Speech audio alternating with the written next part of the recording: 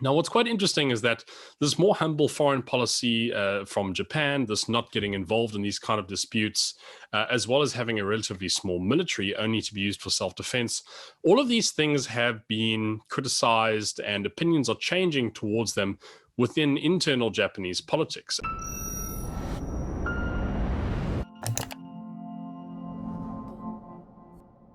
What is the relationship between Japan and the United States, and what implications does this relationship have for the broader East Asian region?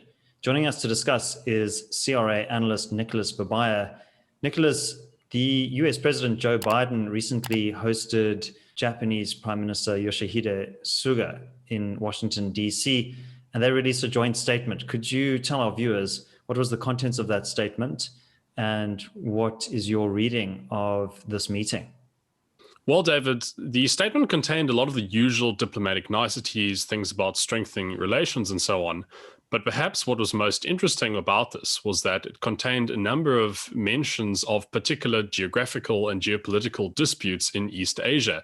And these are things that Japan doesn't mention all too often. So one of them was mentioned was the Senkaku Islands dispute. This is a dispute between Japan and China over a small group of islands. There was also the South China Sea mentioned, but perhaps the issue that got the most attention was that of Taiwan. Both parties committed to ensuring peace in the Taiwan Strait. And what is quite interesting about all three disputes mentioned is that all of them include China. Now, the Japanese press and many analysts of East Asia reacted to this. It was all over newspapers in Japan. Many were saying it was a great change in Japanese foreign policy. And likewise, the Chinese Foreign Ministry started tweeting wildly and putting out a number of posts on their social media profiles. Now, what's quite interestingly about this is that if you were to read it, if this was a statement between the United States and any other country, you might think it was quite benign, it was worded quite nicely, quite diplomatically, but the fact that we have Japan involved here it means that it elicited this enormous response.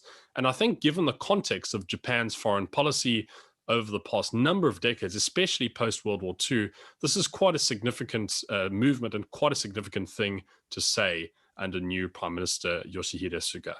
Enjoying this analysis? Click here to sign up for our 30-day free trial for more content from the CIA. So this clearly represents a tilt in the strategic orientation of Japan in the region. But why do you think that there was such a strong reaction to the statement, particularly from China? Well, I think in order to understand this, you have to know what sort of diplomatic position Japan holds in East Asia today. And I think a good way of thinking about this is to compare Japan to what Germany is in the 21st century Europe. So Japan was a terrible aggressor in the Second World War. It invaded and occupied most of East and Southeast Asia, and it committed a number of atrocities. And as a result, it was occupied by the United States following the Second World War, and it was given a new constitution. And ever since then, it's had a very circumspect, very humble foreign policy. It's tried not to involve itself in solving disputes, and it has even relinquished its own right to use military belligerence in solving international disputes. In fact, Japan's military is called the Japan Self-Defense Force, and by law, it can only be used for self-defense.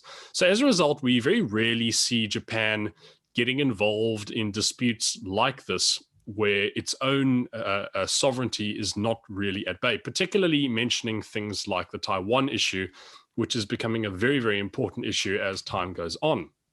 Now, what's quite interesting is that this more humble foreign policy from Japan, this not getting involved in these kind of disputes, as well as having a relatively small military only to be used for self-defense, all of these things have been criticized and opinions are changing towards them within internal Japanese politics. And certainly there have been a number of efforts within Japan to try and have a referendum to amend the Japanese constitution. Now, this has never been done before, but I think the fact that we now have a new Prime Minister of Japan openly talking about the issue of Taiwan and at the same time really strengthening relations with the United States, and this is now eliciting this kind of response from China, I think we may be starting to see the beginning of a new foreign policy for Japan, where it's no longer this benign nation at China's border, but it's actually becoming a real threat. And if that happens, we could potentially see a shift in the balance of power within East Asia And I think only time will tell in what direction this will go.